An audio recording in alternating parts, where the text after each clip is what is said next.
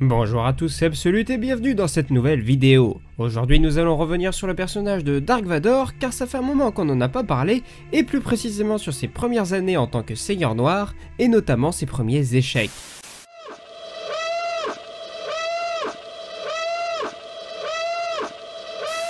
Quelque temps après la proclamation du nouvel empire galactique de Palpatine, des planètes éloignées du noyau telles que Otavon 13 refusent encore et toujours de se soumettre à l'envahisseur. Cette planète mystérieuse, peuplée d'êtres assez primitifs, ne cesse de mener des assauts fulgurants sur la base impériale locale, chargée pourtant de produire les futurs TBTT impériaux. Les retards se faisant de plus en plus nombreux, l'empereur décide de dépêcher le seigneur Dark Vador sur place. Dans un premier temps, Vador commence par s'occuper des natifs et se rend vite compte qu'une autre présence bien plus puissante est à l'œuvre dans ces forêts, et décide d'en faire part à son maître. Celui-ci lui rétorquera alors que son obsession des Jedi brouille son jugement et qu'il ne doit en aucun cas se détourner de son objectif principal qui est l'accélération de la production des marcheurs.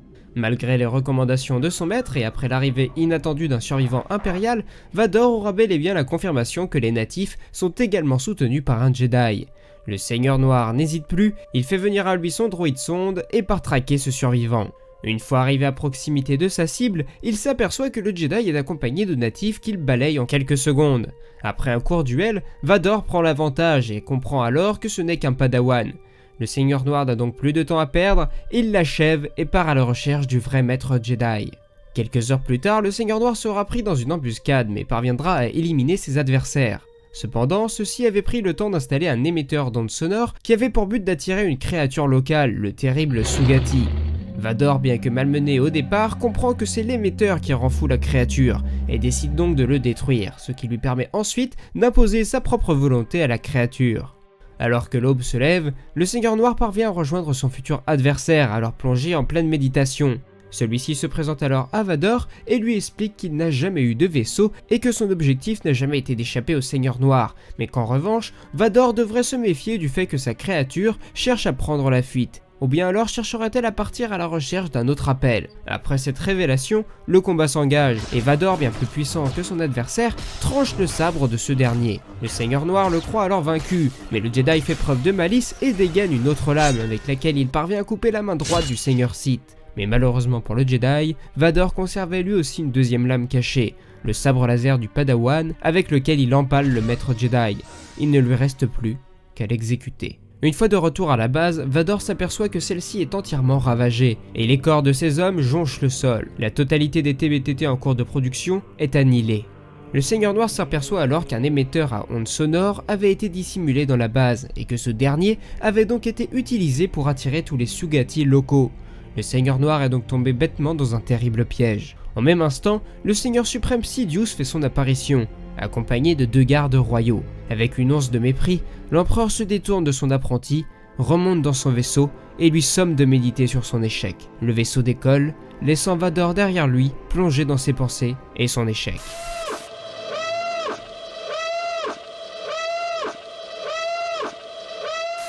Sur la désertique et lointaine planète Valkyne, le Seigneur Vador est de nouveau envoyé en mission par l'empereur pour écraser des insurgés locaux, alors assistés par des maîtres Jedi. À ce moment précis, sur les 3 chevaliers, seul un seul reste en liberté, et il s'agit certainement du plus dangereux, Chona Bene. Pris dans une embuscade, Vador et ses troupes mettent du temps à réagir et à identifier leurs adversaires.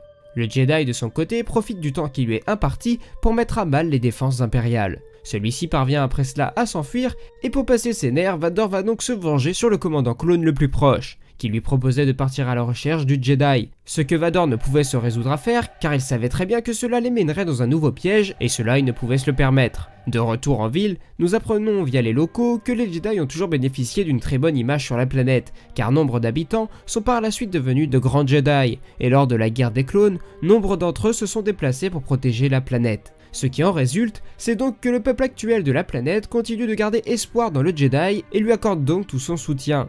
De ce fait, l'Empire se retrouve dans une impasse.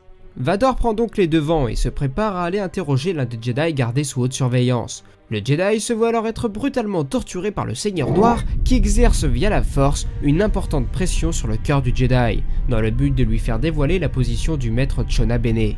La souffrance était telle que le chevalier ne put la supporter et dut alors se résoudre, pour achever ses souffrances, à avouer la position de son maître. Cependant, au moment même où le Jedi craque, une explosion surgit et provoque d'importants dégâts à travers toute la base. Mais le chaos ne dure qu'un temps car les insurgés sont rapidement tués par Dark Vador. Et malgré un dernier barreau d'honneur du Jedi, Vador tranche en deux ce dernier sans le moindre regard de pitié. Plus tard, le Seigneur Noir sera de nouveau convoqué à un entretien holographique par son maître. Celui-ci lui ordonnera de réfléchir enfin en tant que dirigeant et non plus uniquement en soldat. S'il ne parvient pas à obtenir les résultats escomptés, l'empereur l'informe qu'il finira bien par lui trouver un autre rôle à jouer. La pression est grande sur les épaules du Seigneur Noir en cette période trouble, et après ses derniers échecs, celui-ci doit prouver à son maître qu'il est capable de se comporter comme un véritable Seigneur Sith. Le Seigneur Vador va donc faire appel à un officier spécialiste de la population locale pour briser l'espoir des citoyens. Et de cette manière, de vastes campagnes de destruction de patrimoine, si l'on peut dire, sont menées. Les statues représentant d'anciens Jedi, d'anciennes légendes sont détruites, et les idoles, les symboles des habitants sont peu à peu effacés de l'histoire. À la place de ces édifices sont bâties des académies, et les officiers promettent aux locaux que les élèves les plus prometteurs obtiendront des opportunités au-delà de leur planète. Cette première étape accomplie, il fallait passer à la vitesse supérieure et détruire toute trace du passage des Jedi. Cela fait, le Seigneur Vador se met alors en route en direction des ruines proches de la ville dans laquelle se terre le chevalier Jedi. Une fois à l'intérieur, Vador et ses troupes sont attaqués par des créatures terrifiantes appelées les Tucaata Nobilis. Ce couple de créatures rarissimes avait été offert à la population par le maître Jedi Kanzei Opli, probablement le plus grand dompteur Jedi de l'histoire, mais ce n'est qu'un symbole de plus des Jedi que Vador efface encore. Par la suite, le Seigneur Noir ordonnera le bombardement du site sur lequel reposent les ruines, afin de faire sortir de son terrier Chota Bene. Lorsque celui-ci fait son apparition, le duel s'amorce et il parvient à faire venir Vador à lui dans les ruines du temple, et notamment dans des grottes remplies de gaz azétal, un élément particulièrement inflammable, ce qui oblige les combattants à éteindre leurs sabres laser. Le Jedi parvient donc à gagner du temps et s'attaque à main nue au Seigneur Noir. Mais malgré tout, il reste affaibli par le gaz qui peu à peu s'insère en lui et pourrait bien finir par le tuer. Petit à petit, Vador parvient à prendre le dessus sur son adversaire et pour ne pas répéter les mêmes erreurs que sur Otavon 13, il laisse le Jedi affaibli par le gaz en vie. Des heures plus tard, celui-ci parvient à s'enfuir par-delà les ruines et à atteindre la cité.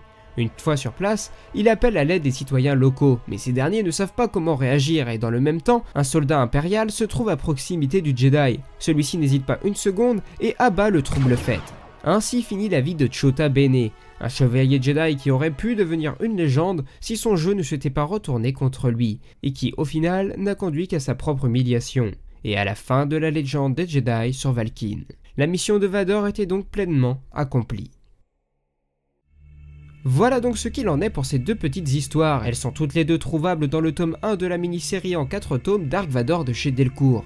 Je les trouve particulièrement intéressantes parce qu'elles nous montrent clairement une évolution dans le comportement de Vador, qui est d'abord assez fermé d'esprit et agit comme une simple brute avant de peu à peu s'ouvrir d'une certaine manière et d'agir comme une vraie force de la nature particulièrement intelligente qui est capable de renverser ses adversaires non pas forcément uniquement par la force mais également par la ruse. Bref, dans tous les cas, j'espère que cette vidéo vous aura plu. Si c'est le cas, n'hésitez pas à me le dire en laissant un commentaire, en partageant la vidéo ou en vous abonnant à la chaîne pour ne rien rater des futures vidéos. Je vous invite également à me rejoindre sur Discord, Twitter et Instagram, tous les liens sont dans la description.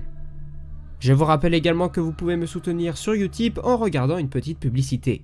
Et enfin moi il ne me reste plus qu'à vous dire à la prochaine, c'était Absolute et que la force soit avec vous, ciao.